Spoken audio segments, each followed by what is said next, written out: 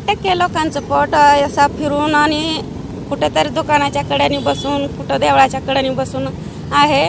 आणि पण याच्या आधीकडे एवढे साहेब आले, एवढे केले, उठवलं बसलो, पण असं साहेब कधीच आला नाही की बसूच नका।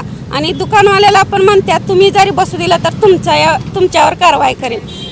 आम्ही काय करायचं एवढं सांगा। एकीकडे म्हणतात तुम्ही नोकरीच्याच काय मागं लागता, धंदा सुद्धा करून खाऊ शकता आणि धंदा करायला ही साहेब लोकच देत नाहीत, तर आम्ही काय करायचं? आमच्या मुलांचं भविष्य असंच घालवायचं का? आमची एकच इच्छा आहे की आम्ही रस्त्यावर बसतो, आमची मुलं बसून आमच्या मुलांसाठी काहीतरी 4 पैशाचं व्यवस्था व्हावी। ही जर बसून देत नाहीत तर आम्ही काय करायचं? आम्हाला काय दिवसभर किंवा रात्रभर बसू दे ह्याच्या अपेक्षा नाही। तुम्ही पण अधिकारी आल्यावर उठवू शकता, तुमचं पण मान ठेवतो आम्ही, पण आम्हाला सगळ्याच गोष्टीचं असे दाबू नका। आम्हाला पण सवलत द्या, तुम्ही पण सवलत घ्या। आणि असं जर केलं लोकांचं माल वाटतं, हे वाटतं, माल वाटल्यावर म्हणता साहेब पोटाला करून खातात, पोटाला करून खायच्या ऐवजी चोऱ्या करून खावा उघड उघड म्हणतात ती। तुमचा काय व्यवसाय? रांगोळीचा। सगळ्यांनी आजपर्यंत सहकार्य केलंय, आता पण सहकार्य करा। फुल विक्रीचा व्यवसाय आहे।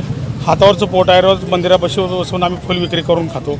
पोलीस डिपार्टमेंटने मागे सरून बसला म्हणले तर आम्ही बसतो, पण काय टायमाला आमची हार घेऊन जाणाऱ्या येणाऱ्या भाविकांना फुकट मोफतमध्ये वाटतात आणि ते पाठी उसकटून देतात, फुलं विस्कटून देतात आमची। आणि इथं बसायचं नाही, जागा काय तुमची आहे काय असा बोखलून टाकतात, नाही ते आम्हाला बोलतात। ते आता तुमची मागणी काय?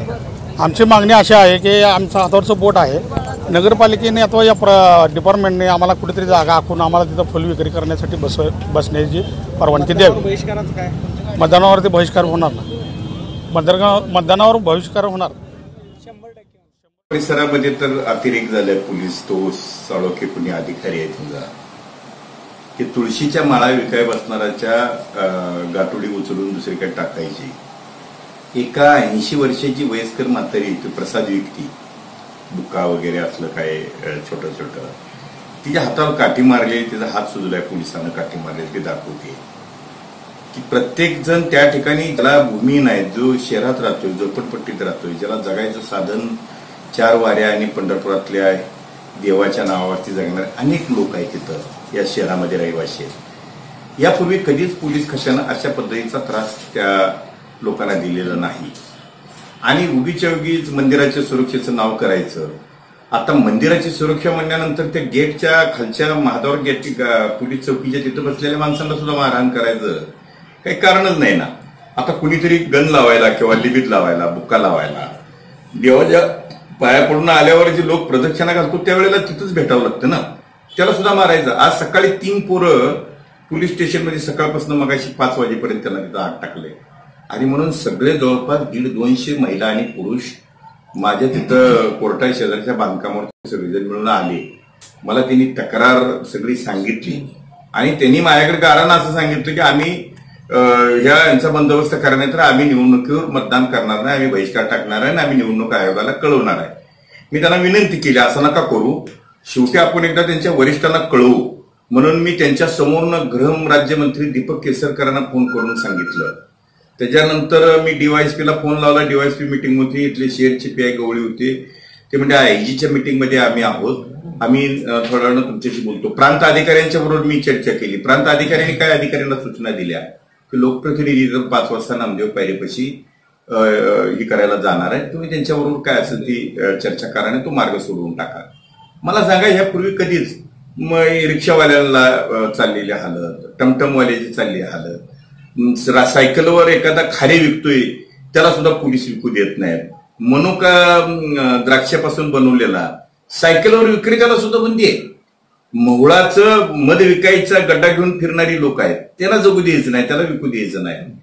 जेणेकरून हातात लहान मुलांचे फ्रॉक, लहान मुलांचे कपडे एखाद्या ह्याला अडकावून फिरणारे फिरस्ते त्यांना विकू द्यायचं नाही, रिबिन गोप विकणाऱ्याला विकू द्यायचं नाही, चुड्याच्या पाट्या बांगड्या त्याच्यावर काट्या हाणून 400-500 रुपयाचं त्यांचं नुकसान करायचं।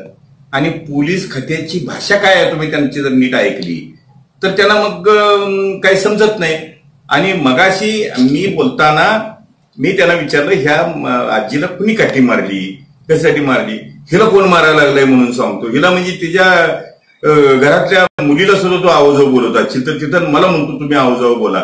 मी ह्याचा मान राखायला कोण लागून गेला हा? ती जर स्वतः एका वयस्कर 80 वर्षाच्या महिलेचा मान राखत नसेल तर असल्याचा मान राखायला आम्हाला नाही ना शिकवलं.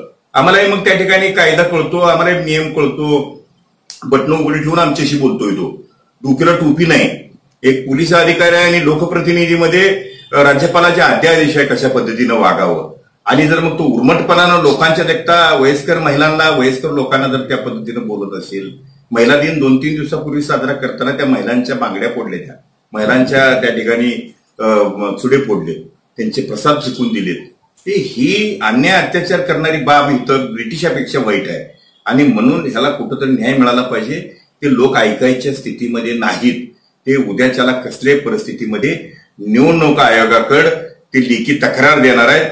ते साळोखे कोण अधिकारी आलाय त्या अधिकाऱ्याचा बंदोबस्त नाही केला तर ते लोक निश्चितपणानं त्या ठिकाणी त्यांच्या हातामध्ये लोकशाहीचा हत्यार आहे ती घेतल्याशिवाय राहणार नाहीत.